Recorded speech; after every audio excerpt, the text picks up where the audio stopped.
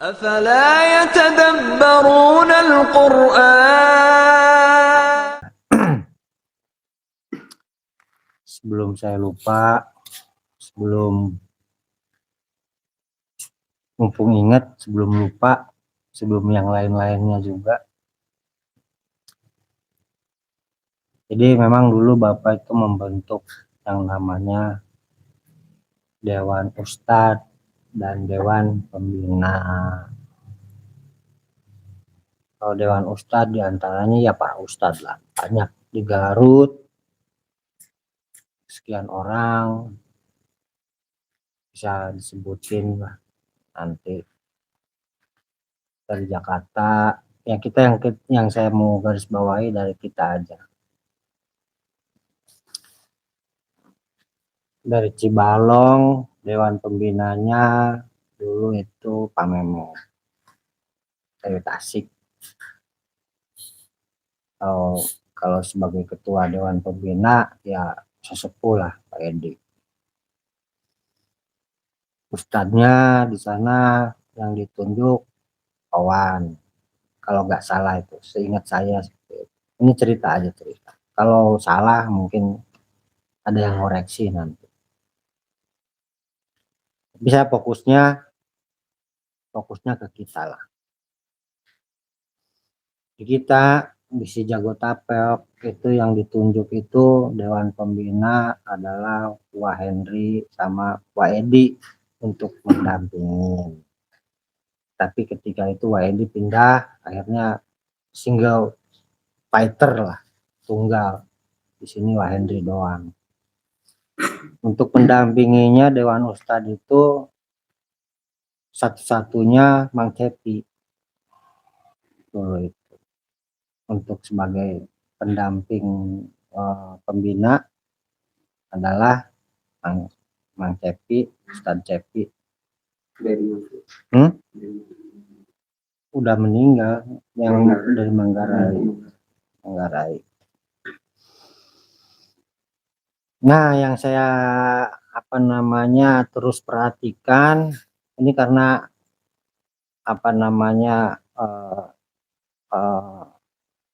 kelangsungan ya, menyangkut keberlangsungan paguyuban kita gitu atau kelompok kita, organisasi. Menjelang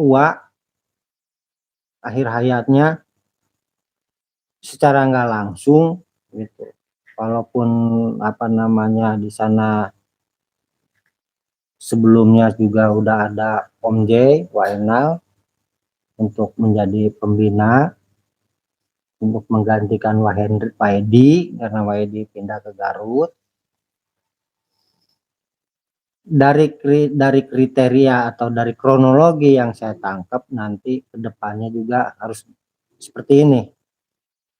Seumpama kan nih nunjuk ketua, nanti ketua bergeser kan gitu.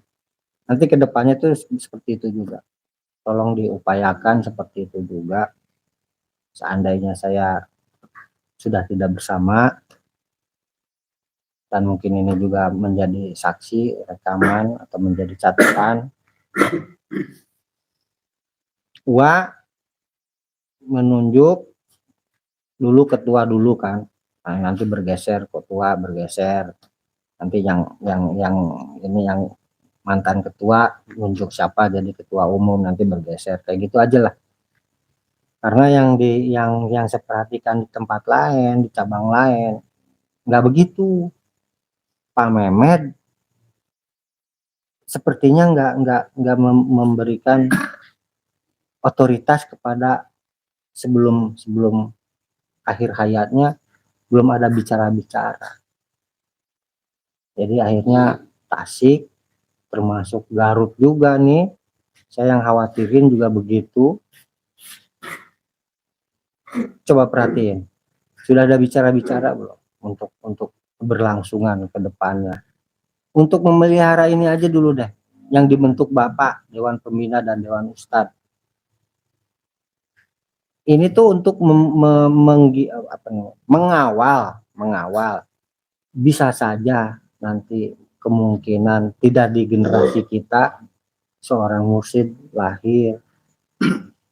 Dewan pembina dan dewan ustadz itu untuk mengawal itu yang belum lahir. Sebagai seorang guru tuduh yang seperti Bapak almarhum, di kita tuh belum ada. Nah, makanya Bapak membentuk itu untuk mengawal kelahiran seorang untuk ajaran ini, untuk keberlangsungan ajaran ini. Itu bisa saja di mana lahirnya dari Cibalong, lahirnya dari. Nah, Pangandaran itu kayaknya kalau nggak salah itu dulu menginduk ke Tasik, ke Cibalong, Pangandaran itu karena sedikit komunitasnya. Bandung saya lupa Bandung. Ada di papan tulis tempo hari itu, di papan tulis siapa yang bertanggung jawab dari Bandung, pembinanya siapa dan dewan ustadznya siapa kayak gitu. Lupa. Kalau yang Jakarta yang saya ingat gitu. Dulu Mang Cepi sebagai pendamping dari UA sebagai ustadznya. Om ingat nggak Om cerita-cerita itu nggak ada cerita-cerita itu dari Wah Henry, Wah Edi. Kalau masalah dia nunjuk. Nah ini karena saya bermaksud supaya memelihara keberlangsungan itu tentang Dewan Ustadz dan Dewan Pembina dengan kronologinya seperti itu tadi. Karena tadi kemarin isyaratnya seperti itu, nggak nunjuk pembina kan, nunjuk ketua. Tapi kan bergeser setelah ketua bergeser. Gitu. Maksudnya seperti itu. Nanti juga ini untuk generasi saya, masa saya ini didampingin oleh ustadz banyak, ada 6 lah. Kalau zaman UA itu cuma 1, Ustadz Cepi. Kalau saya mah udah punya Ustadz Usman, Ustadz Juarsa, Ustadz Dom, Ustadz siapa lagi, Ustadz Aris, ya kan? Ada 6 Ustadz Ino, Ustadz Ayayan juga. Maksudnya untuk mengawal kelahiran seseorang yang belum lahir, karena yaitu Bapak nggak langsung memberikan tongkat estafetnya kepada siapa gitu. Dan saya pun nggak layak disebut guru. Janganlah, saya ini asbak, sebersih-bersihnya asbak, semengkilat-mengkilatnya asbak, nggak layak itu untuk menggantikan mangkok yang untuk sayur itu mangkok, ya asbak tetap asbak lah. Paham kan maksudnya? Ini saya nggak akan mengaku diri saya ini menjadi guru atau berat sekali ini di piagam guru, luar biasa ini. Harus tahu dulu pengen jadi kriteria guru ini ada di sini di Papakem ini. Ini nggak layak lah saya dituduh guru gitu atau diguruin gitu, nggak layak saya itu diguru, nggak pantas gitu. Karena dari awal saya bilang itu seperti itu. Kalau asbak nggak bisa menggantikan fungsi mangkok. Paham kan Mas Ino? Gitu. Jadi di guru kita, di kita sendiri yang namanya guru itu ada yang udah diketahui 4 ya, 4 ya yang ketahui. Sebenarnya ada 5. Nah ini rahasia. Yang kelima nanti bisik-bisik aja. Guru wujud, guru tuduh, guru batin, sama guru sajati. Yang kelima nanti bisik-bisik aja kalau pengen tahu. Sebenarnya ada 5. Yang itu harus kita tempuh, harus kita cari atau kita yang tadi kita kawal lah seseorang yang akan lahir itu, apakah dia termasuk dalam kualitas guru tuduh, guru wujud, guru tuduh, apa guru batinnya sudah terbukti, atau apa namanya, apalagi guru sejatinya seperti apa. Kita yang ngawal, tugas kita untuk memastikan. Karena belum lahir lagi. Jadi nggak ada sebetulnya, kalaupun ada yang ngaku apa memberikan statement guru, yaitu umum aja lah, kita anggap umum, karena spesifik banget di kita itu, sangat khusus yang namanya guru. Sebutan guru itu harus memenuhi lima sebutan: guru wujud, guru tuduh, guru batin di dalam diri seseorang itu, guru batin, sama guru sejati, dan terakhir guru batin itu sama guriang, guriang itu guru hiang, tidak nampak. Kalau guru batin itu kan kalau diisyaratkan 4 sahabat, entah lahirnya atau medalnya apa, Pusaka Rimba, Sayyidina Abu Bakar, Sayyidina Umar, Sayyidina Ali, atau Sayyidina Utsman. Kan cirinya seperti apa? Kita harus tahu, kita harus pastikan. Dan kita harus tahu juga secara pengetahuan, secara informasi, sosok Ali itu seperti apa. Nggak jauh dengan yang dimedalkan, itu nggak jauh. Kalau misalnya ada yang medal, dia tanya ngaku Umar, terus kualitasnya kita pastikan jauh dari Umar, itu kepalsuan. Karena nggak jauh dengan apa yang kita pelajari, sosok Umar seperti apa, sosok Sayyidina Ali seperti apa. Inilah Bapak sering cerita itu tentang Sayyidina Abu Bakar, mertua Kanjeng Nabi atau Rasulullah. Itu seperti itu kualitas seorang Abu Bakar, Sayyidina Abu Bakar. Gak berani ngutik-ngutik kemuliaan Kanjeng Nabi, ya seperti itu. Nanti Umar seperti apa? Ya kita yang ngawal, karena saya yakin belum ada untuk menggantikan posisi Bapak. Itu tadi saya bilang, kita ini asbak, tidak bisa menggantikan kualitas atau fungsi mangkuk. Asbak tetap asbak, biar bagaimanapun juga dicuci bersih sebersih-bersihnya, berujungnya apa? Wadah kuntung. Nggak pantas gitu ngaku-ngaku guru untuk saat ini, tapi kemungkinan kedepannya entah periode kapan, insya Allah. Nah, kitalah dari sekarang yang ngawal, kita yang ngawal untuk kelahiran beliau itu. Karena ini tuh sayang sekali kalau nggak ada sampai nggak ada yang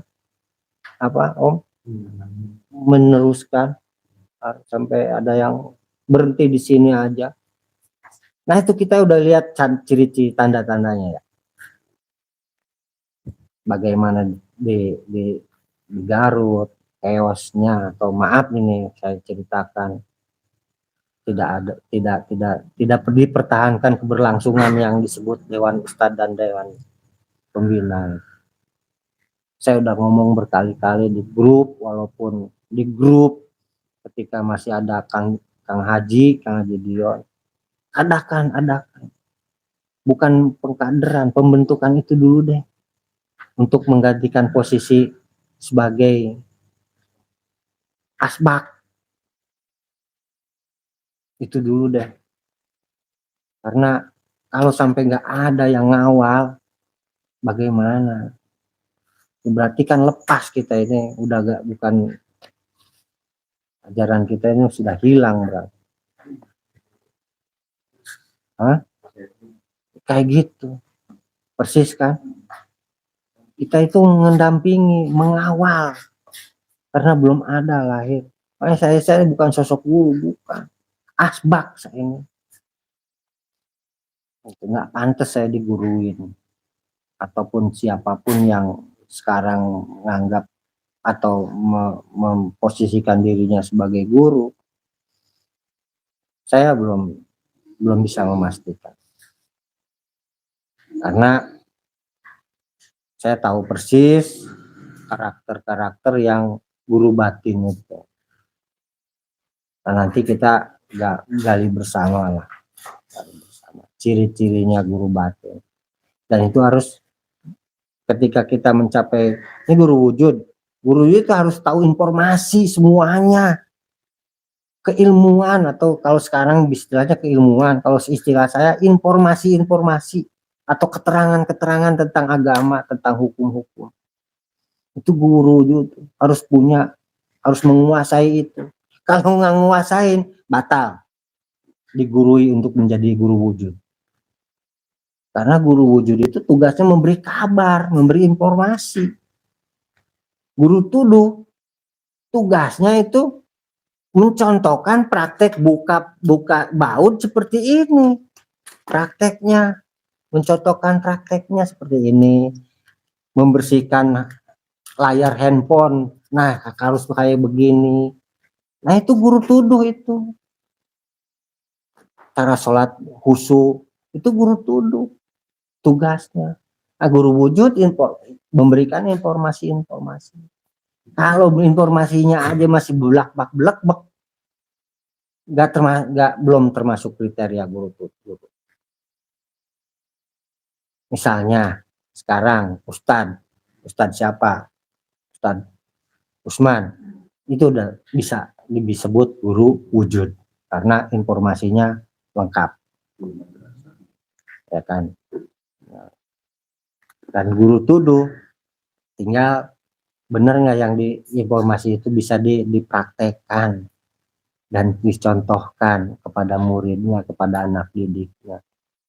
Nanti guru batinnya diperiksa, dalemannya diperiksa, apa kesetiaannya, kejujurannya, terus pengorbanannya, juga tentang bagaimana dia itu menggantikan posisi Ali. Nah, Sayyidina Ali itu pandai menggantikan posisi.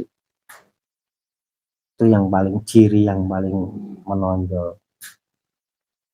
Bukan tentang perihal ilmunya saja, tetapi ada ciri yang khas di Sayyidina Ali itu. Pandai menggantikan posisi atau menyamar atau apalah. Sebutannya apa yang paling enak, Om?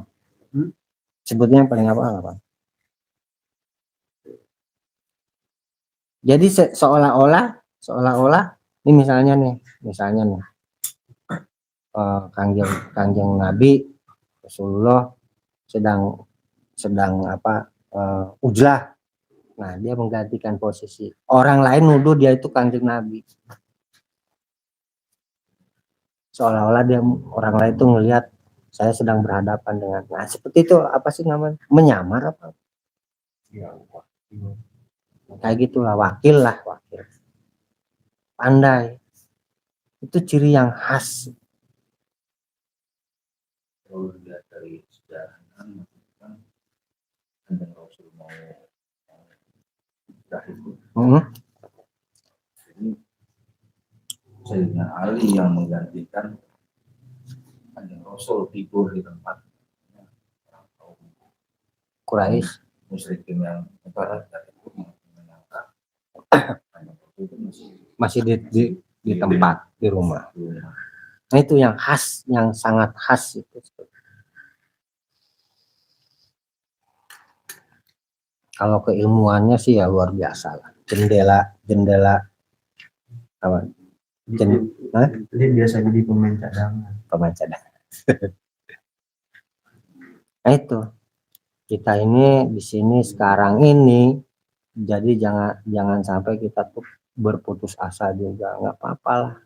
Sementara kita seperti ini, kadang-kadang pasang surut kan, keadaannya melonjak surut, entah di bab apapun gitu. Bab ikhwan juga kan kadang-kadang ramai penuh, kadang-kadang surut, semangatnya pada hilang. Enggak apa-apa. Ya, karena mungkin belum diberikan suatu hidayah yang sungguh-sungguh, atau mungkin belum juga menemukan hidayah. Sebetulnya hidayah itu sudah berserakan, tinggal kita yang mencarinya bagaimana, kayak gitu. Jadi kedepannya entah berapa periode kedepannya, insya Allah akan lahir dari YPPAI lagi seorang guru yang untuk menggantikan posisi atau menggantikan kualitas bapak kita. Dan kita tugasnya sekarang ini mengawal, menyaring, terus kemudian menjadi menjadi tulang punggung lah.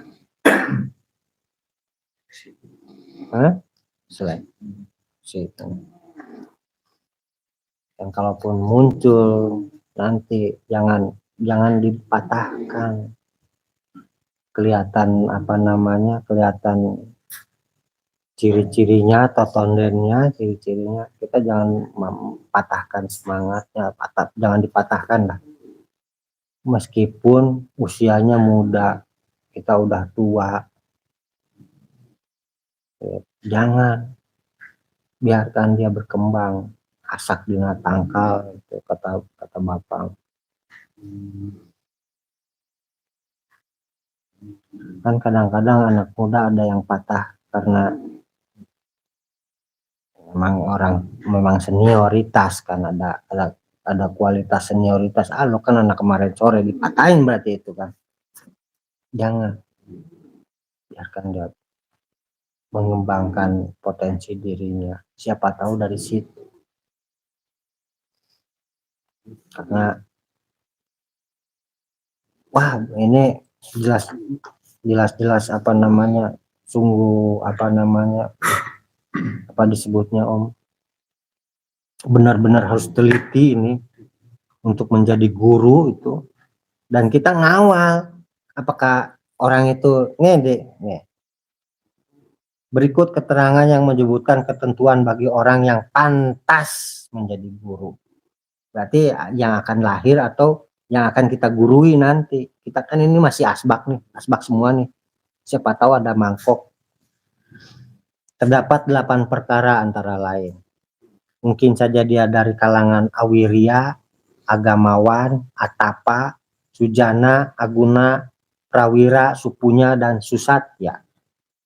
Ada masuk kriterianya 8. Salah satunya lah. Mungkin dia bisa menyandang 2 atau 3 di sini. Misalnya dia seorang Awiria dan agamawan dan atapa.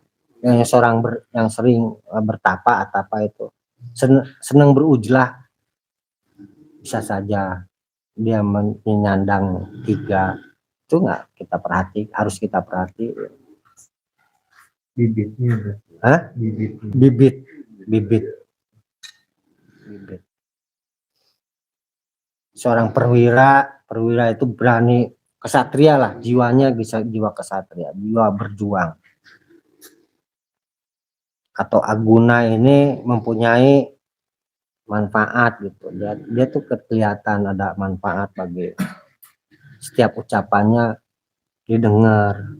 Terus apa yang diucapkannya ada manfaatnya, kayak gitulah. Kita harus perhatiin semua. Mungkin saat ini belum kelihatan. Insya Allah sing gede jembar mana, sing banyak, sing besar, harus besar keyakinan kita ada akan lahir dari kalangan kita.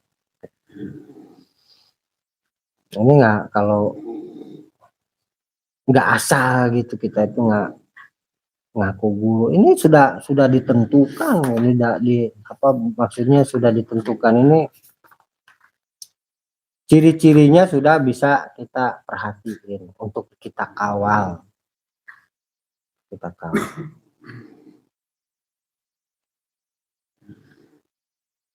Tadi ya udah ya 8 ya. Awirya adalah seorang pemberani, memiliki keturunan yang luhur dan masih berderajat. Artinya selalu menjaga nama baiknya. Agamawan itu ya artinya punya dasar-dasar agama, dasar-dasar keilmuan, dasar-dasar hukumnya. Atapa yang senang berujlah. Sujana itu cerdik, pandai, cerdik, terampil, semuanya punya kualitas yang berlainan kan, tetapi ya dengan kata sujana aja lah. Cerdik, pandai, kayak gitu. Jadi selalu punya solusi gitu. Kalau kata orang Batak mah banyak otaknya gitu. Gitu ya. Oh, aku kan Batak, banyak otaknya kucing. Kayak gitu. Cerdik.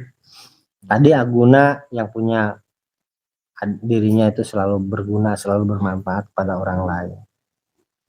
Prawira ya tadi dia daya juangnya. Kalau Awirya itu pemberani, kalau Prawira itu daya juangnya, berani berjuang, berani berkorbannya. Supunya itu memang dia nggak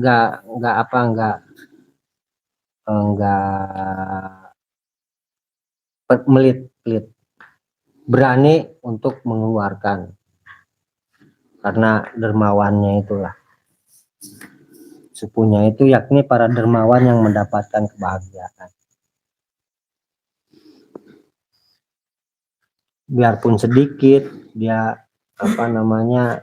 kecil gitu yang dia korbankan, tapi kita perlu perhatikan apakah yang kecil ini sebenarnya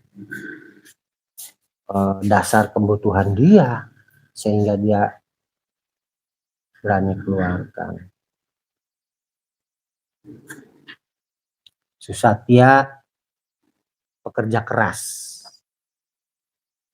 jadi berani turun ke bawah, jadi kalau ada proyek pembangunan berani ngaduk.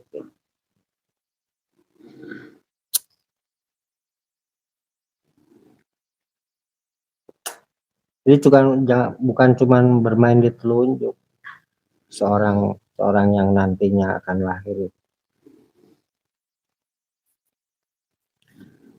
Sedangkan beberapa perkara yang harus menjadi keahlian seorang guru. Nah, kita juga perhatikan keahliannya. Apakah dia menguasai sastra kan? Ada ahlinya sastra nanti. Tenang aja. Kita ada yang mengawal Dewan Ustadz, ahli sastra.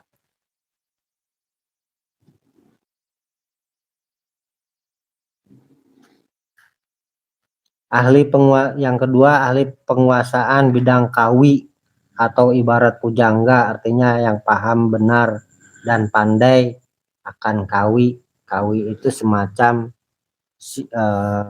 siloka, semacam bahasa konotasi. Kita punya ahlinya. Ada yang ngawal. Ada sindir, sampir, silip, siloka, dan seterusnya. Seperti itulah. Sering untuk batin.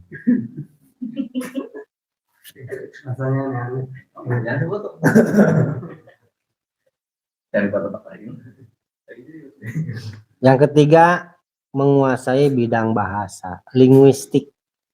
Bidang bahasa itu linguistik, perbandingan bahasa ini. Saya sedang mengajarkan, saya sedang menanamkan Ini bahasa Arabnya ini ternyata sudah ada di bahasa Indonesia. Ada kait itu teknik linguistik gitu kan Pak Ustadz. Bahasa Sunda ini ada Sanskertanya ini, nah, itu teknik linguistik lah. Saya belum menguasai, saya belum, cuman sedang mengajarkan, siapa tahu nanti ada yang lahir seperti itu. Ahli penguasaan bidang seni, seni rupa, seni suara, seni gerak. Jadi ketika ceramah juga nantinya kelihatan nggak kaku begini. Nah, itu baca dia gitu. Para hadirin yang kami hadir gitu. Tapi lu itu baca berarti, atau bacanya di sini sudah diingat dari awal, dari pertama latihan di kaca. Ada gerak, saya sedang ajarkan juga. Gitu, termasuk gebrak meja.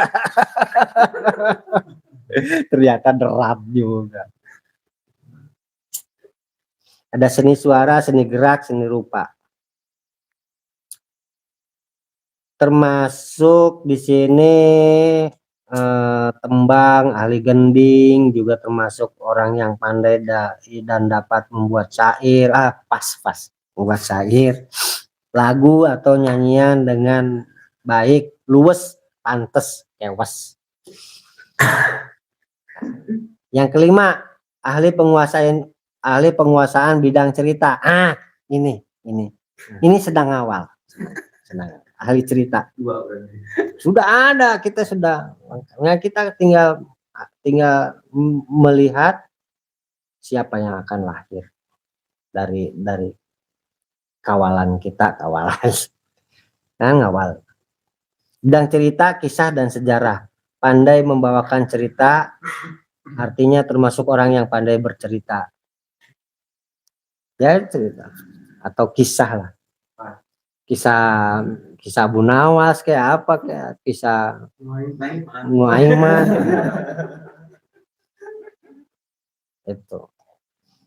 Itu penguasaan seseorang nantinya harus mencapai 8 juga.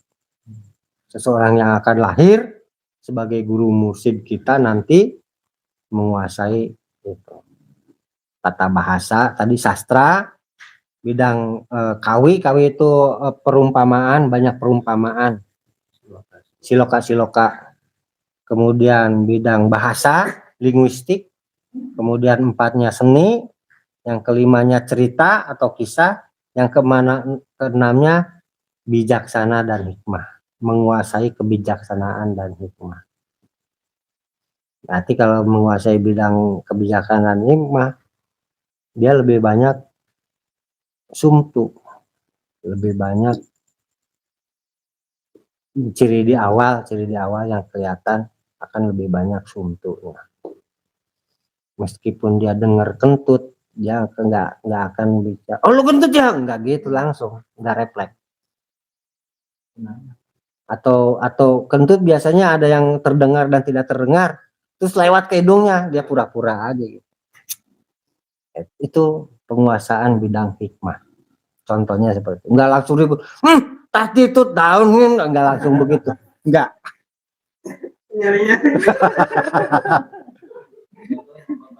Contohnya bapak seperti itulah. Ada. Siap mengawal. Yang ketujuh, dia akan ahli atau penguasaan bidang kecerdasan. Yakni orang yang cerdas dalam bidang pemikirannya halus, budi bahasanya juga tertib, caang hate, sehingga orang yang diajak bicara atau lawan berkomunikasi dapat dengan mudah menangkap maksud dan tujuan. Jadi ketika dia ngomong itu nggak miskomunikasi, nggak ada begitu. Yang kedelapannya, penguasaan bidang rasa perasa, yakni orang yang peka, berkeinginan keras, utama, mulia, serta tidak pelupa. Yang bisa kita lihat nanti, kita bangkitkan atau kita bentuk dari seseorang yang akan lahir atau belum ada sekarang ini.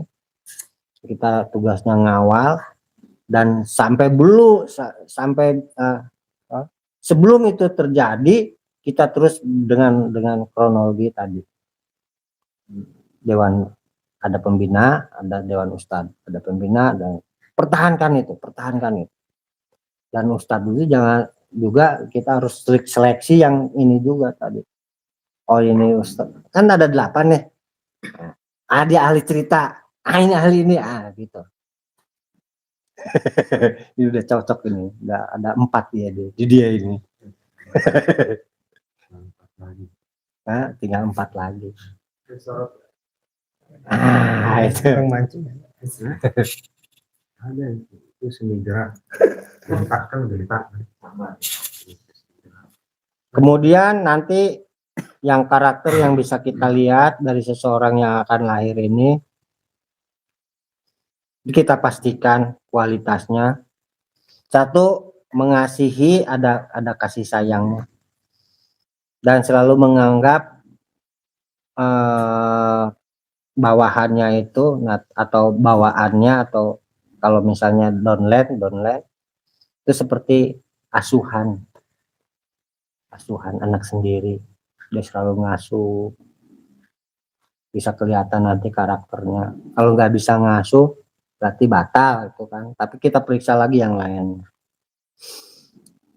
2, sabar dalam mengajar, telaten dalam menunjuki jalan, dan tidak pernah ragu. Pasti gitu, pasti tidak ragu. Kalau udah ngomong gini, dia udah ngomong. Tidak ditarik lagi atau tidak diralat. Pasti. Misalnya apa? Misalnya ada bisa kasih contoh nggak? Yang apa? Kalau buka baut ini macet, harus pakai WD. Nah, kayak gitulah. Pasti dengan pakai WD akan lebih mudah. Yang berkarat itu rontok baru pakai kunci. Nah, kayak gitulah.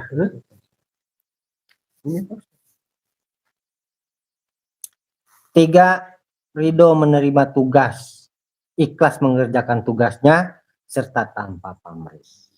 Ini yang perlu kita pastikan nanti calon yang akan lahir. 4, cepat tanggap, mampu menerima umpan balik atau feedback, menerima kritikan dan saran, tahu permasalahan, duduk permasalahan seperti apa dan solusinya bagaimana, dan sangat paham dengan kebutuhan yang sedang diinteraksi. Oh dia butuhnya ini, oh dia sedang, misalnya gini, seseorang sedang kelihatan wajahnya pilu gitu, nah dia langsung datang menghibur, nah kayak gitu, tahu kebutuhan seseorang. Kegambar nggak mas? Kegambar yang akan kita kawal nanti. 5, tidak bertangan besi, bukan seorang diktator, bukan yang orang yang saklek, hitam putih, yang hukum kaku gitu. Kalau udah hitam, gue bilang yang namanya hitam itu dodol, nggak bisa. Ternyata ada yang hitam lembek itu juga ada aspal, bukan cuma dodol. Ya kayak gitulah. Artinya di nomor 5 ini bahasa Sundanya bahasanya lulus jujur lihat tali. Nomor 5 fleksibel orang. Rotan, tidak ada rotan.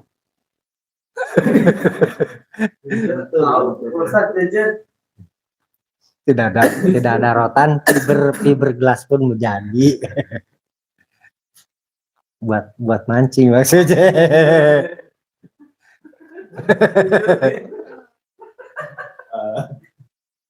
Ada juga dong.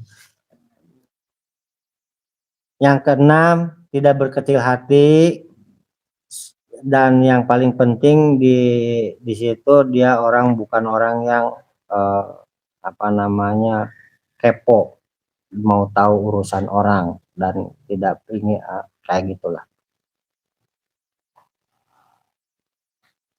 Tidak terlalu apa sih namanya? Tidak terlalu dalam untuk mengetahui urusan pribadi orang. Yang ketujuh, tidak meminta sanjungan, tidak pupujian. Yang kedelapan, tidak merasa lebih unggul. Nah, itu yang paling pentingnya itu yang di 8 itu rata-rata tumbang rata-rata. Yang saya saksikan, yang dibentuk oleh Bapak, siapapun dengan mata telanjang saya ini, sejak kecil saya memperhatikan untuk calon yang akan menggantikan posisi Bapak, tumbang di nomor 8. Aing tah gitu. Gue nih yang bisa begini. Nah, gitu. Itu tumbang dari situ. Rata-rata yang saya saksikan dengan mata telanjang ini. Boleh sebutkan inisialnya? Ude. Boleh. Ude.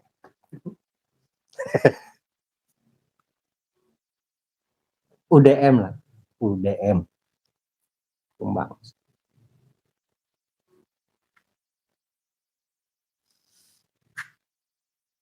Banyak yang tumbang. Tumbang di nomor 8 banyak.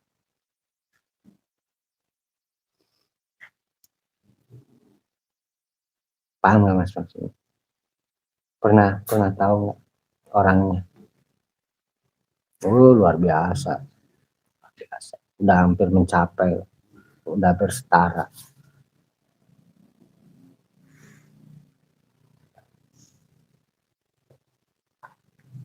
U-nya Ustadz, D-nya silahkan inisial. Lanjut, 8 perkara utama yang menjadi syarat ketika nanti kemunculan dia sebagai guru itu. Sehat jasmani dan rohani, ini umum sih Bang. Umum ini. Yang terakhir ini umum, tapi hati-hati di sini ada hal-hal yang perlu kita perhatikan. Satu, sehat jasmani dan rohani yang harus kita kawal benar-benar. Yang kedua, dipastikan sehat jasmani dan rohaninya. Cadu geringnya. Kalau masih terserang gering terus dirawat rumah sakit berbulan-bulan, batal.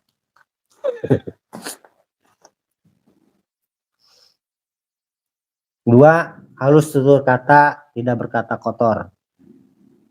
Ketiga, bertingkah laku sopan. Keempat, berbudi luhur. Kelima, menjadi panutan. Keenam, bijaksana. 7, bercita-cita luhur. Kedelapannya, tidak memiliki keinginan. Mungkin sampai 7, oke. Tetapi di 8 tumbang. Rata-rata. Jadi tujuan hidupnya masih ada nafsu. Kalau bahasa syekh atau ilah itu tajridnya udah harus benar-benar tajrid. Apa? Tajrid itu melepaskan seluruh keinginannya tentang duniawi.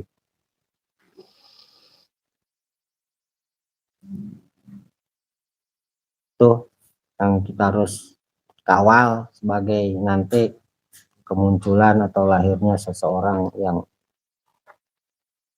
menggantikan posisi lah, atau sebagai mangkok. Kalau kalian mangkok, kalau karena kita mah asbak segala dimasukin di situ, kadang-kadang ludah dimasukin di asbak itu kan, bukan cuma kuntung rokok. Masih mending rokok mah nguntungkeun. Nguntungkeun kan rokok, nguntungkeun dina asbak.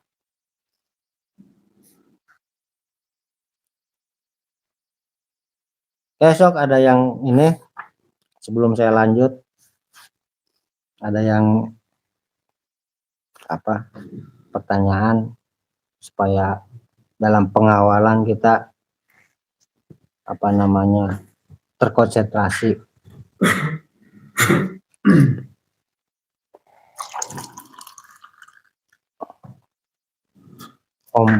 Om Dom, komentar atau apa? Nggak bisa mau berangkat di buka warung itu nggak tahu.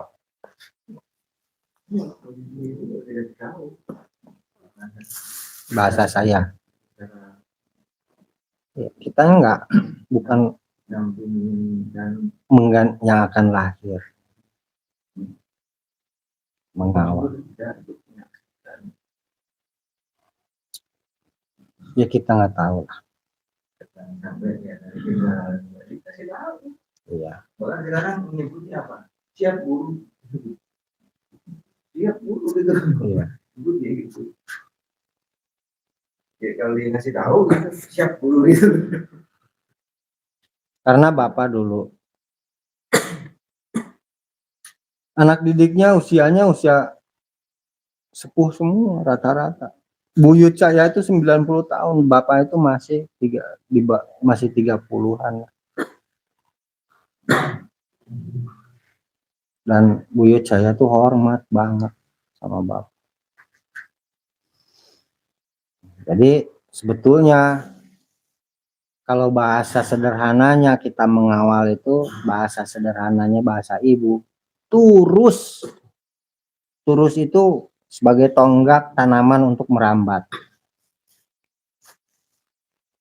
Bukan sebagai apa, sebagai tadi menjadi mursid atau menjadi guru. Yang 5 itu. Guru tuduh, guru wujud, guru batinnya kita periksa juga, guru sejati. Yang satunya ada.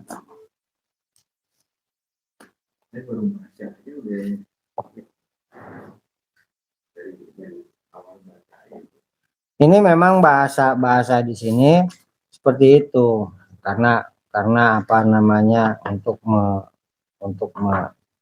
menyamarkan isi yang sebenarnya, tetapi isi yang sebenarnya tugas kita mengawal.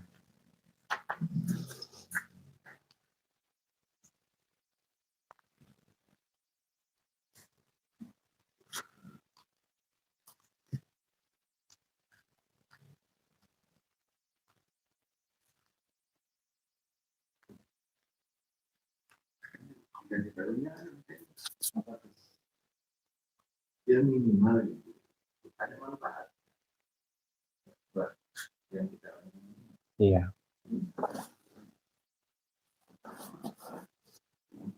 Jadi ini pesan saya sebelum saya lupa, mumpung ingat, dan sebelum saya juga lupa lahir batin. Lahirnya udah gak ada, lahir batinnya gak ada. Meninggal atau sebelum kita semua. Karena ini pesannya harus berantai sampai benar-benar lahir yang sejati, yang dimaksud oleh Bapak, oleh Eyang.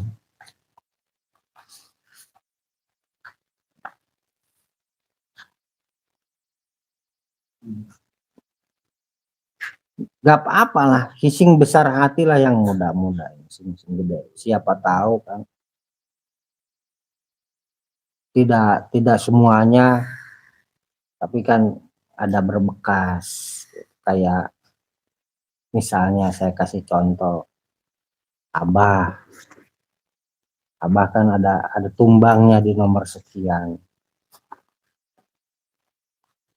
Nggak ada sebetulnya di nomor 8-nya, nggak ada. Rasa lebih unggul nggak ada. Tapi ada di nomor sekian tumbang. Batal kan. Bisa kita saksikan kan. Mas Ino.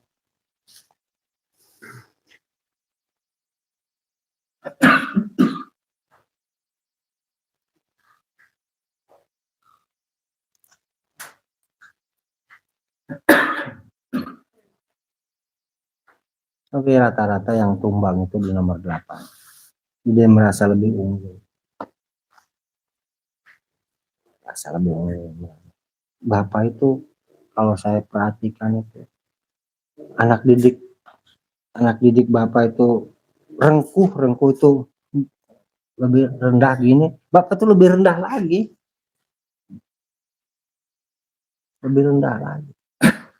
kalau ketemu misalnya bapak itu lebih rendah lagi. Misalnya yang saksi mata saya perhatikan tidak ada rasa lebih unggul, tawadu kalau bahasa Arabnya, tawadu. Makanya sangat di hati itu sangat terkesan sekali hidup terus kualitas almarhum bapak.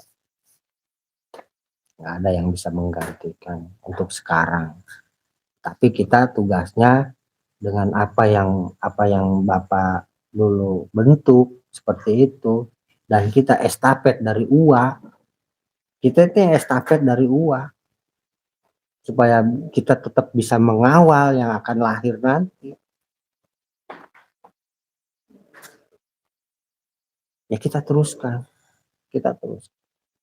perjuangan ini. Karena memang yakin belum ada, tetapi kemunculan itu siapa tahu cepat atau lambat. Kalau dari isyarat-isyarat sudah kita bisa perhatiin, kita udah punya ahli kisah, ahli cerita, sastra, syair udah, siloka udah, linguistik ada, omdom lah. Batin. Ada canda.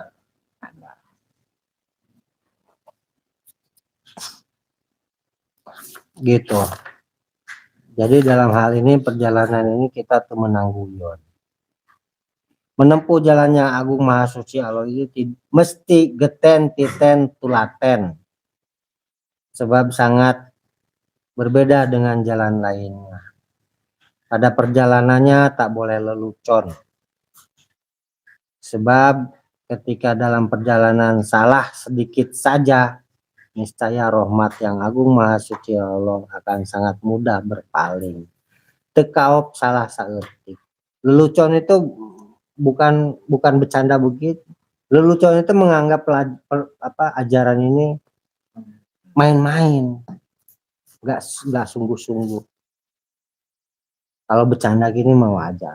Kita mencari sumringah hati, gairah di situ. Nih saya ini kan ya pesannya dulu. Menempuh jalan Allah yang utama. Ini bukan persoalan kita sedang mencari guru, tetapi juga kita sedang mengawal guru. Ya. Sebelum kita menempuh dan melaksanakan jalan pangeran, jalan yang Agung Maha Suci Allah, terlebih dahulu harus tahu tata caranya. Yaitu kita mesti mencari keterangan-keterangan yang jelas dan nyata. Berarti kan guru wujud kan yang harus menguasai keterangan-keterangan yang jelas dan nyata. Terutama dari seorang guru wujud. Bahkan guru tuduh atau guru indung batin yang akan bertanggung jawab lahir batin dunia akhirat. Serta dapat dipercaya dan diandalkan, tetapi tidak boleh mengandalkan guru.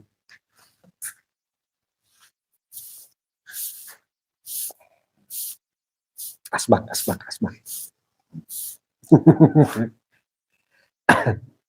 Biar gimana pun asbak, sebersih-bersihnya asbak, dibersihkan, dicuci dengan sabun, dengan diberi wangi-wangian, nggak akan bisa menggantikan kualitas fungsi mangkok. Yang mana mangkok itu mengisi bisa multi, itu mangkok itu multi dengan sayur, dengan sop, sayur juga kan. Mangkok apa lagi? Bubur, apa lagi? Es campur. Nah, itu tongkat campuran.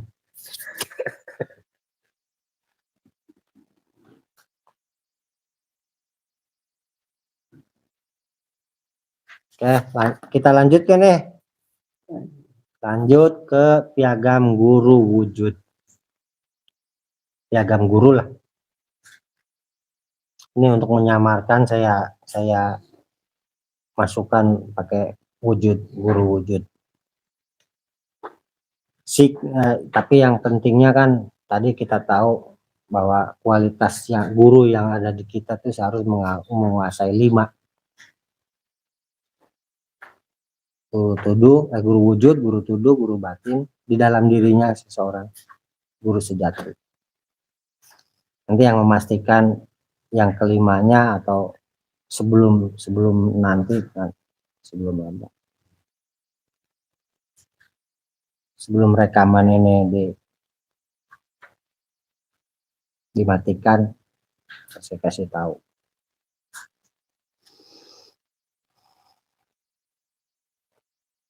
Sikap dan perilaku guru terhadap anak didik tidak diperkenankan atau tidak boleh tebang pilih kasih. Bahasa Sundanya kemarin itu yang saya terjemahkan.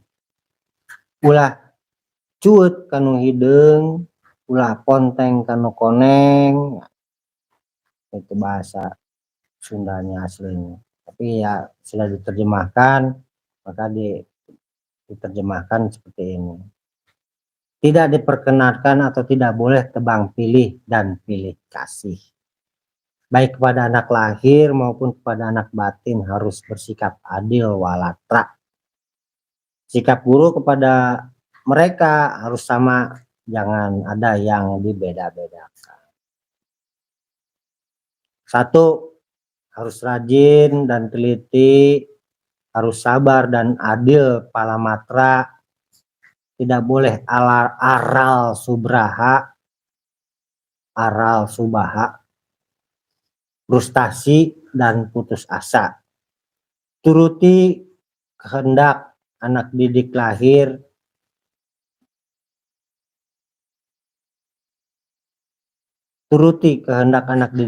batin. Bukan enggak ada dan batin enggak. Jadi kehendak di sini bukan keinginan, bukan kemauan, tetapi irodat yang ada kelihatan di anak didik, irodatnya. Atau bahasa sederhananya potensi diri seseorang. Potensi diri seorang yang kita asuh, yang kita bina. 2.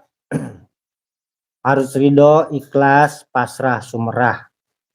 Tak boleh mengharap imbalan, apalagi pamrih atau ingin diberi. Jauhkanlah perbuatan tingkah laku tersebut, sebab guru mesti suci dan harus dapat menjaga kesucian dan kemurnian ajaran.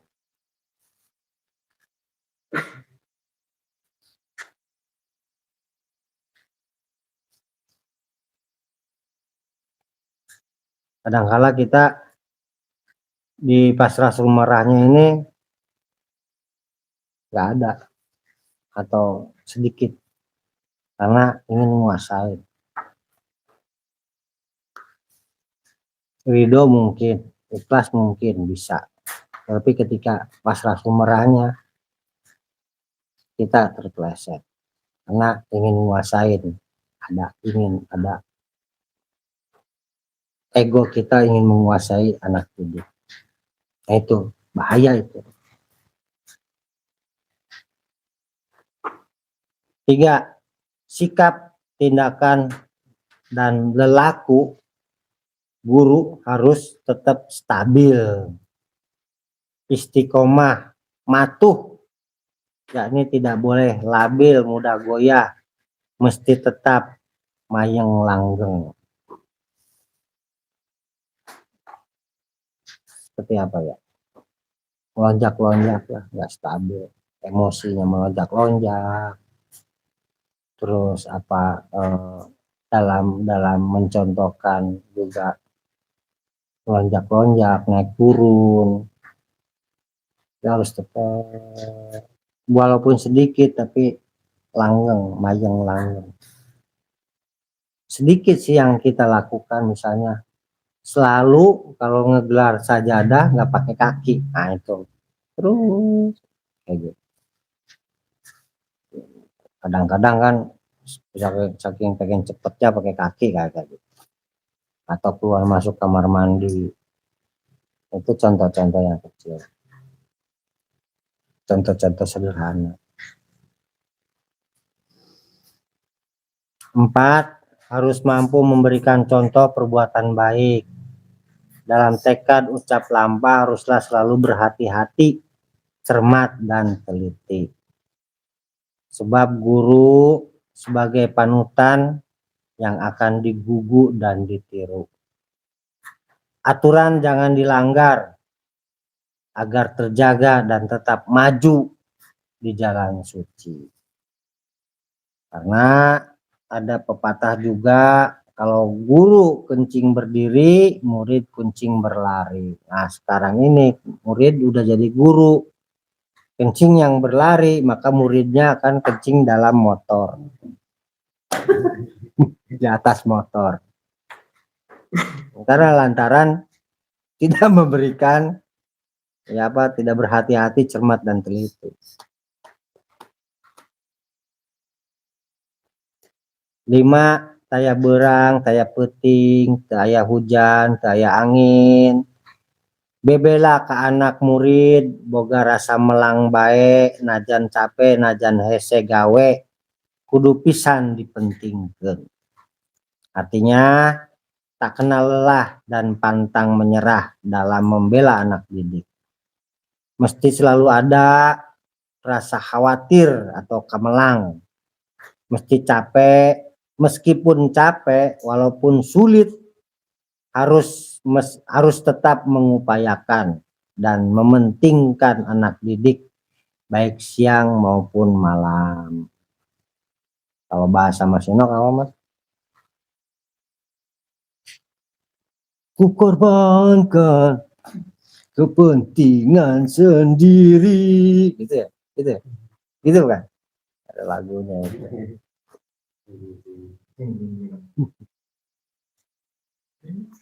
Yang nomor 6, pantangan yang utama yaitu sikap guru kepada anak didik tidak boleh memuji berlebihan kepada salah satu anak didik, baik yang pria maupun yang wanita, saat berkumpul bersama berjamaah dalam riungan.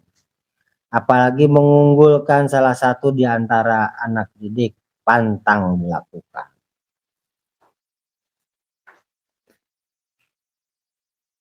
Ini kan karena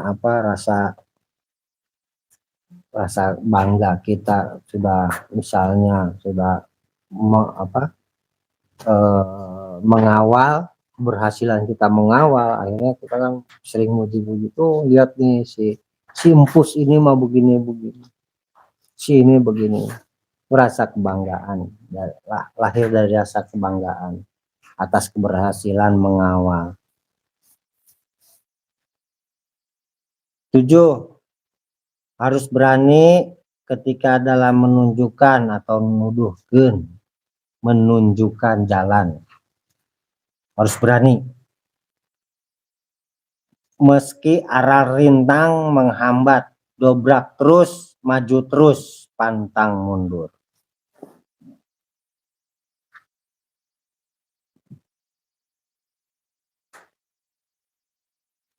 Ini nggak perlu penjelasan, sebenarnya udah jelas semua. 8. Harus kuat terhadap godaan, celaan, ejekan. Ketika datang perkara tersebut harus diterima dengan ridho ikhlas. Hati tidak boleh panas. Niscaya yakin bakal maju jaya. Sebab ini merupakan pupuk sebagai guru yang sesungguhnya. Ya, kita nggak bisa sembarangan. Ngaku guru itu nggak bisa sembarangan. di persoalan ini banyak kita yang menyeleweng atau apa terpleset ini, digoda, dicela, diejek, udah apa namanya tersinggung ya, sakit hati atau sakit egonya terluka. Egonya ketika terluka malah muncul. 9. Segala bentuk puji keagungan Allah, pujian baik maupun pujian buruk, maka pantang senang ketika dipuji, jangan susah ketika dicela. Segera kembalikan kepada yang agung, maha suci Allah, yang maha memiliki. Sebab ini syarat yang mutlak, yang utama, dengan memuji dan bersyukur kepada Allah yang sebagai dasar ciri kesucian hati, yaitu tak akan suka cita atau bunga ketika dipuji dan tidak akan susah ketika dicela, diejek. 10. Sudah semestinya mencintai dan menyayangi anak didik. 11. Sebagai guru mesti bertanggung jawab dalam mendidik secara lahir maupun batin. Tanggung jawab lahir yaitu kepada dirinya dan lingkungan sesama hidup.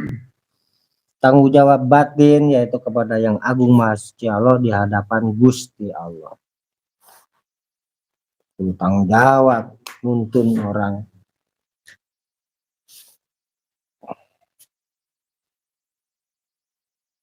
Culeos, kalau bahasa Sundanya ulah culeos. Om di culeos tuh om. Saha dulu nu ngajak? Numan. Culeos ku Numan. Ada lacek kene eta mah. Pembaet. Jadi udah ngajak ditinggalin tuh so. Dianya pergi. Nah itu culeos namanya. Jangan. Nah, ini juga harus menjadi perhatian kita lah. Perhatian kita. Udah ngajak, jangan, harus benar-benar terus kita mengayomi bahasa. Culeos itu ditinggalin seolah-olah buang sampah kan. Culeos itu. Bang culeos nggak? Diculeoskan ke? Culeoskan. Culeos. Mas, Ini masih teringat. Tapi kan baru main. culeoskan ke? Udah diajak ditinggal gitu. Kalau saya enggak mas, kalau saya enggak culeos karena dari buyut semua kan, dari buyut, nenek, ibu, saya ini culeos, nggak boleh kita di tangan. Di sini nggak disebutin dia apa namanya azab dan pahalanya nggak disebut karena kita tidak ngaji pahala dan azab.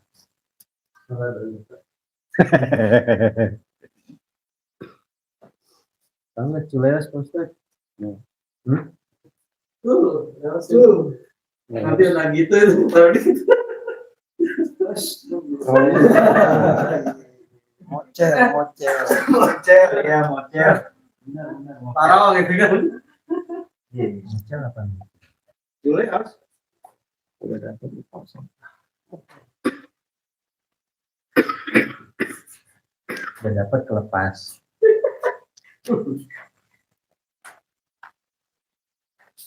Masih jam berapa? Jam 2. Nah, dikit lagi. Tadi piagam guru sebagai bab utama. Sekarang masuk ke materinya amanat paguron. Amanat paguron itu tidak hanya diucapkan oleh bapak, tetapi diucapkan juga oleh eyang. Karena yang namanya paguron itu bukan nama seseorang. Paguron itu tempat kita berguru. Paguron itu perguruan.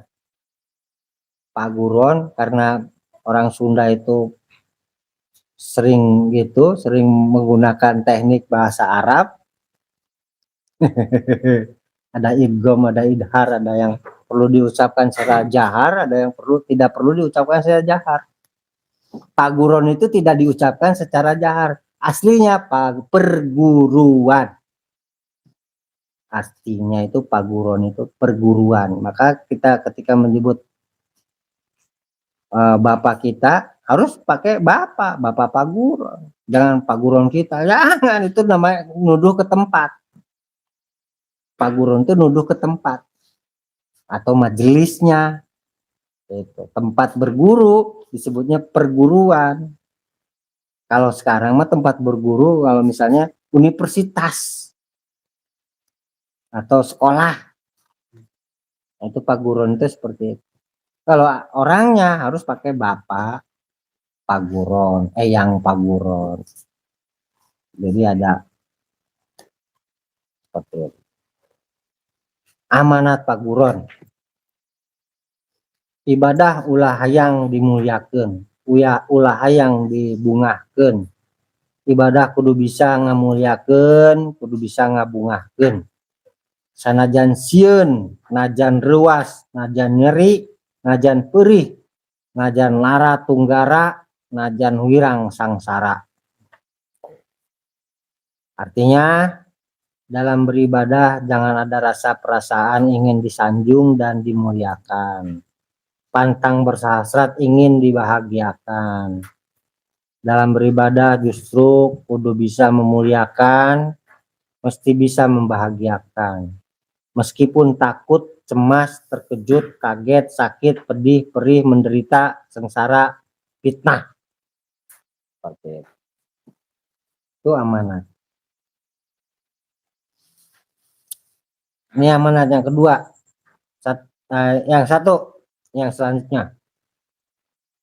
Ini breakdownnya atau detailnya dari yang ibadah ulah yang dimuliakan. 1. Bapak pantang memberi pelajaran atau pendidikan bohong dan paksaan. Bapak bukan memberikan pelajaran agar bisa berbohong dan bukan agar memaksa. Jadi secara ini aja kesadaran dirinya. Entah itu nanti Bang Agus ketemu dengan orang istidra dengan keilmuan, jangan dipaksa ini ilmunya atau apa namanya jimat-jimatnya, keriduan dia aja. Cuman kita kasih bahasa atau Bos Mangisto, Mas Eno atau siapapun kasih bahasa, ini adalah begini. Kalau pengen nggak berat hidup, nggak pengen ini supaya adem ayem, kita itu harus dilepaskan yang itu jimat-jimat. Kalau dipaksa akan rusak. Masa keris musiknya nggak bisa, ini keris nempel di sini, keris saya, keris warna. Gak bisa, saya mah Christopher, gak bisa dilepaskan. Catnya mana, Cak? 2. Bapak mah tidak akan memandang murid baru atau lama, senior atau junior. Jadi kita juga jangan membeda-bedakan persoalan senior dan junior. Sama aja. Iwan baru, Iwan lama. Nggak perlu kita memproses dan juga tentang Iwan baru, Iwan lama. Karena Iwan lama pun bisa jadi Iwan baru di sini tuh ya, Bang ya. Dan Iwan baru bisa saja menjadi Iwan lama. Oh, lama kemana aja lo, lama lo.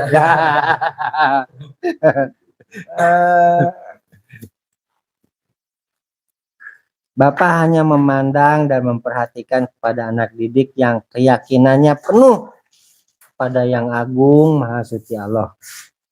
Juga anak didik yang penuh dengan keyakinan dan tidak ragu lagi, percaya dirinya full, sama dibarengin percaya kepada yang agung maha suci Allah.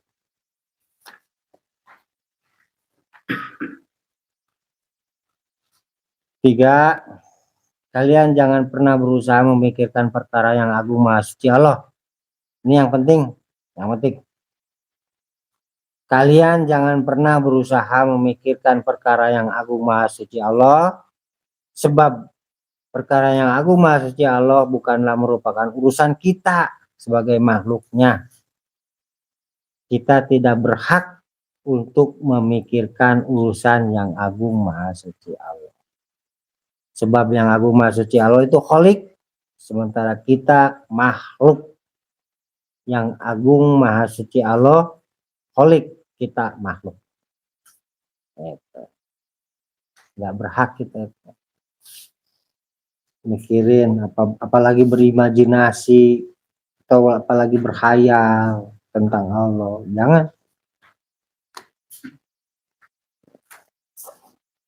Jagalah hak-haknya Allah, yang mana sebagai pencipta haknya seperti apa, hak ciptanya dilindungi, jangan dicawe-cawe, jangan dicabik-cabik, berusaha mencawe-cawe, berusaha mencabik-cabik berarti nggak sopan sama yang agung maha suci Allah. Hak cipta itu dilindungi, jangankan persoalan yang itu ya, persoalan Allah, persoalan kita aja tentang menciptakan sesuatu dilindungi, menciptakan lagu, menciptakan karya seni apa, kerajinan apa, menciptakan teknologi apa, itu ciptaan kita itu dilindungi undang-undang. Apalagi Allah, ngapain kita mikirin tentang urusan Gusti Allah. 4. Tapi di sini juga nomor 3 ada ayatnya, nanti bisa kita periksa. Ya Pak Ustadz ya. 4. Berusahalah memikirkan diri sendiri saja. Bagaimana agar hidup di dunia ini berada dalam keridhaan yang agung maha suci Allah. Akibatnya supaya kita semakin yakin kepada yang agung maha suci Allah. Jadi kita pikirin hidup kita, bagaimana cara menghadapinya, cara bersikapnya seperti apa, perilakunya bagaimana, perasaan kita harus ditata harus bagaimana, supaya kita semakin yakin tadi kan kepada yang agung maha suci Allah. 5. Kalian upayakan terus perjuangan hingga sepak terjang, banting tulang dalam mencari jalan suci kepada yang agung maha suci Allah, supaya bisa mulih ke jati, mulang ke asal, kembali kepada yang agung maha suci Allah. Berupaya terus dengan apa yang kita pelajari, dengan informasi-informasi yang kita temukan atau kita dapatkan. Informasi itu ya menyangkut ilmu pengetahuannya lah, pengetahuan. Terus kita bagaimana mengupayakan yang namanya sabar. Itu kan sabar itu sebenarnya informasi dulu yang kita terima. Tapi bagaimana cara mengupayakan sabar itu nanti perilaku kita, perbuatan kita. Tawadu itu informasi, ilmu, pengetahuan. Bagaimana cara mengupayakannya? Sebenarnya ilmu itu letaknya di situ. Letak ilmu itu letaknya ketika kita mengupayakan berperilaku seperti tawadu. Tapi kalau tawadunya informasi saja, pengetahuan saja. Tapi ketika kita mengupayakan yang namanya sabar, nah itu di sana ada ilmu. Alamin, ilmu itu ada peningkatan diri dari tidak sabar menjadi sabar, itulah ilmu yang sebenarnya itu.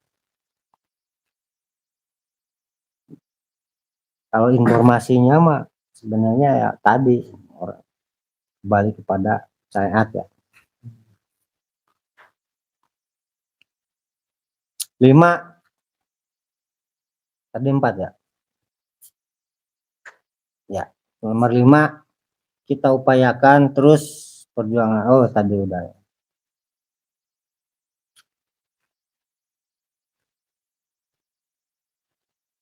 6 pantang ada rasa dan merasa telah berjumpa dengannya agung maha suci Allah.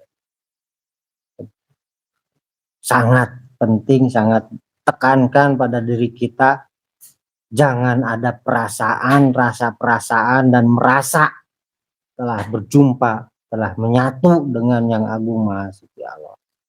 Seandainya kalian mengaku dan berjumpa, telah berjumpa, seandainya kalian mengaku telah berjumpa dengan yang agung maha suci, niscaya dunia kalian bakal hancur.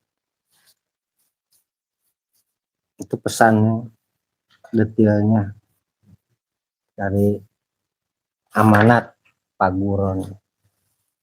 Jadi tentang manunggaling kaula Gusti bisa dijelaskan, bukan artinya tadi menyatu dengan bersetubuh, bukan. Yang namanya bersetubuh pun kita bisa jelaskan, kan? Tetap berpisah, kan? Tetap enggak ada banyak perbedaannya. Om bersetubuh nggak dengan istri? Apakah langsung dempet gitu kemana-mana? Tetap dua tubuh, kan, dua sosok, tapi ada yang menyatunya itu apa di sana? Yang kawinnya itu apa? Keris manjing warang. Iya, keris manjing warangka pun bisa dijelaskan, bukan artinya Allah masuk ke sini, bukan. Manusia itu ada punya dua, seperti halnya keris itu punya ada dua, ada warangka, ada kerisnya. Dan manusia itu juga ada jasmaninya, jas pakaiannya, ada ruhaninya. Yang tajam itu ruhaninya, yang keris itu adalah ruhani kita.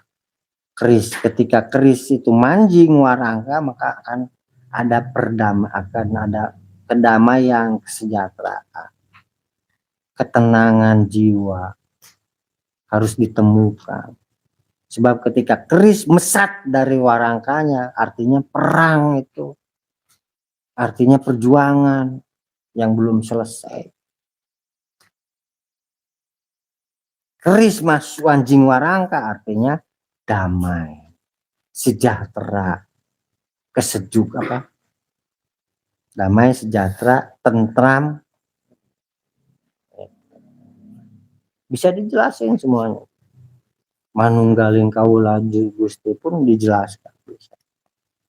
Dengan istilah sekarang tidak bisa. Kalau dulu masih keterbatasan bahasa, sekarang kita bisa merambah ke bahasa yang mana-mana. Bersinergi antara ruhani, katakan contohnya ruhani dan jasmani itu bersinergi. Gusti karo Gustine, kaula karo Gustine, manunggal itu bersinergi.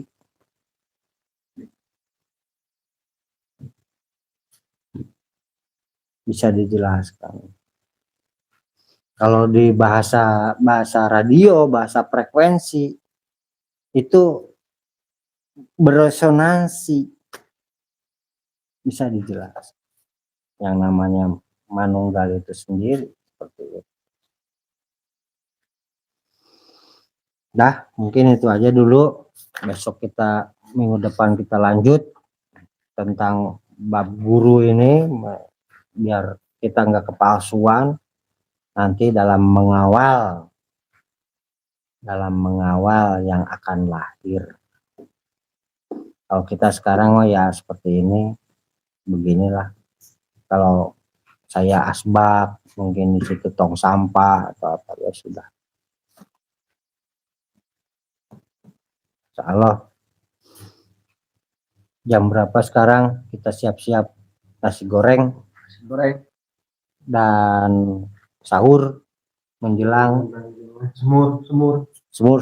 semur, semur, semur.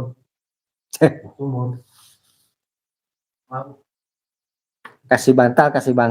Ini kerisnya lagi Ah, ini keris mancing warangkai. nyaman, damai. Sejahtera.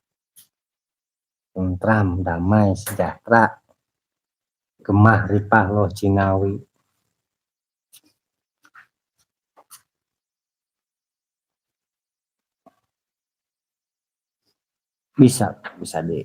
Bisa diseberangkan dengan bahasa lain, bisa dijembatani. Jadi kita nggak ngayal gitu memahami suatu ajaran tidak pakai hayalan.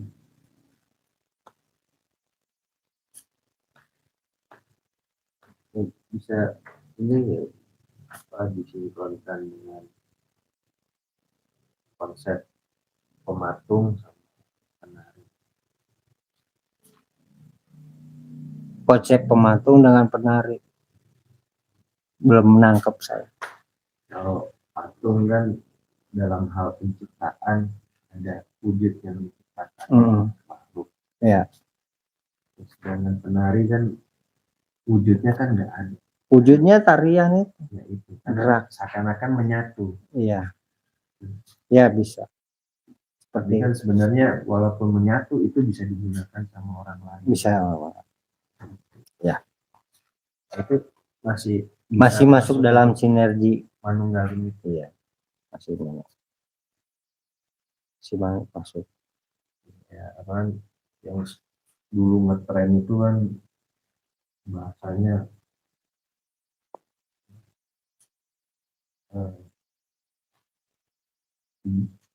menyatu tidak menjadi satu kan, berpisah tidak menjadi dua. Gitu ya. Iya. Itu menari, menyatu tidak menjadi satu, berpisah tidak menjadi dua.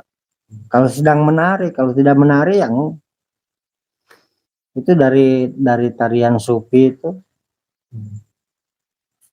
tarian yang muter-muter itu. Siapa yang sedang menari di situ? Sang penarinya.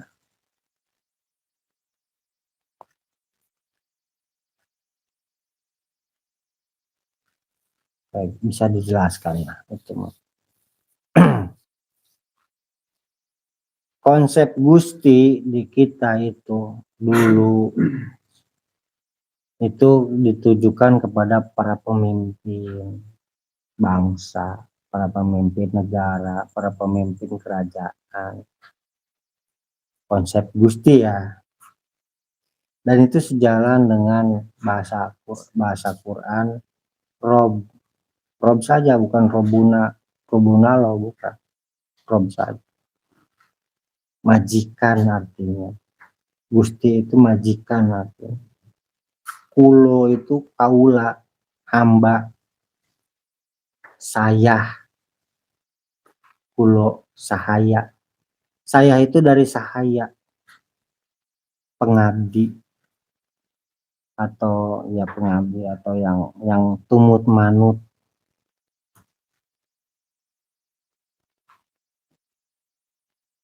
Jadi antara Gusti dan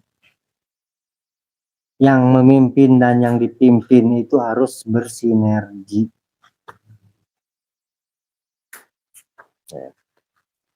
Jadi keinginan pemimpin seperti apa, yang dipimpin harus ikut, harus apa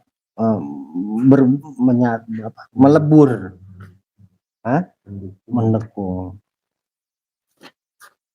Itu konsepnya. Manunggaling Gaula Gusti itu diambil dari konsep nenek moyang dulu ketika menyebut Gusti itu kepada para pemimpin bangsa kita atau para gegeden kerajaan lah. Jadi ditarik ke tentang keyakinan, tentang kepercayaan, masuk ke sana.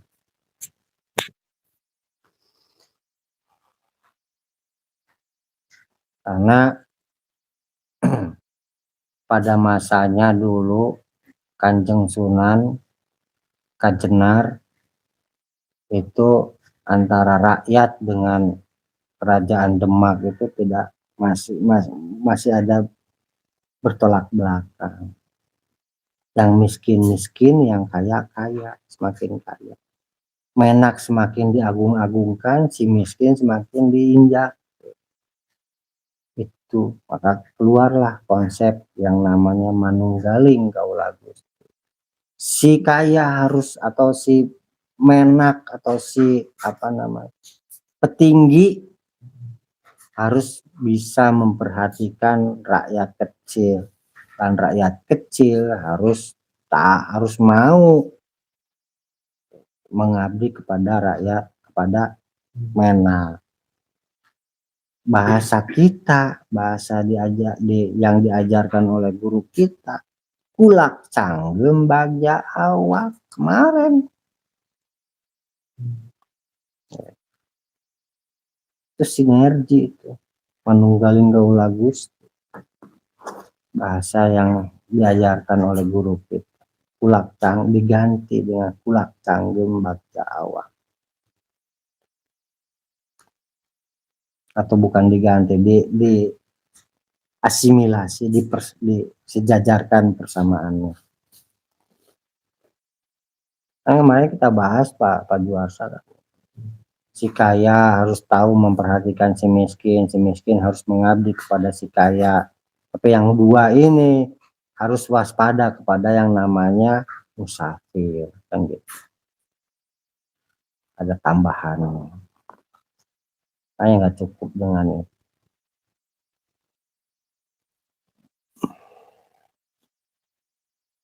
Mas, makan nggak Mas? Ya.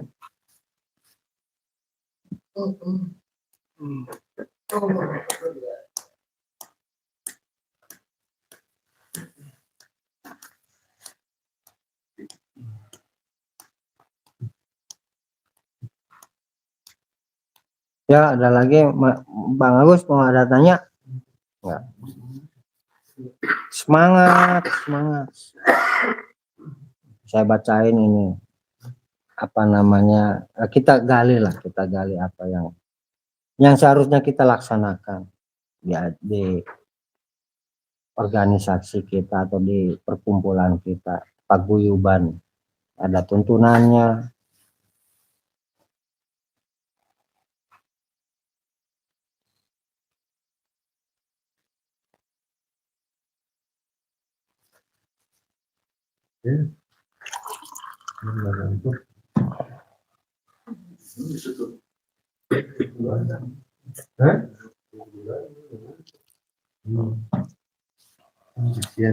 Jadi yang kelima itu guru Purwa. Purwa itu sudah benar-benar fana dirinya, atau ya fana lah. Berarti kalau kita lagi ngaji, ada yang negornya itu guru batin. Ada yang negornya siapa? Di dalam, dari dalam. Iya. Ya. Ya iyalah, itu dirimu sendiri yang di dalam diri. Ya kita harus kenalin. Saya nggak bisa ngomong apakah itu guru batin atau siapa. Harus memastikan dulu. Ya sederhananya, sebelum menjadi penyesalan, dia memberitahu, ngaji lo. Sederhananya seperti itu.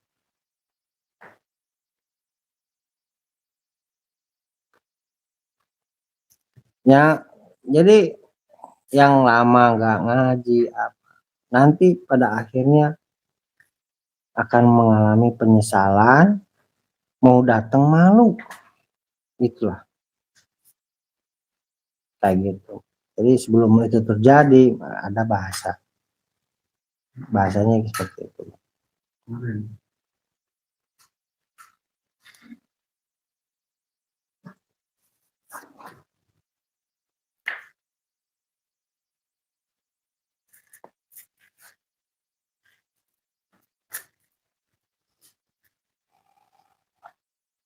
Kita cari bibit unggul untuk kita kawal.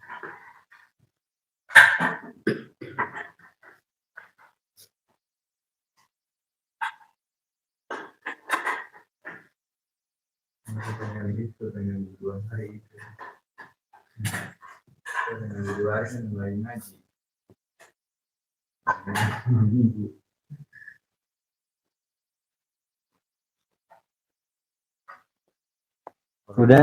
Udah nih rekamannya Om, close. Dan niat itu Oke, Om, ya. tutup Om.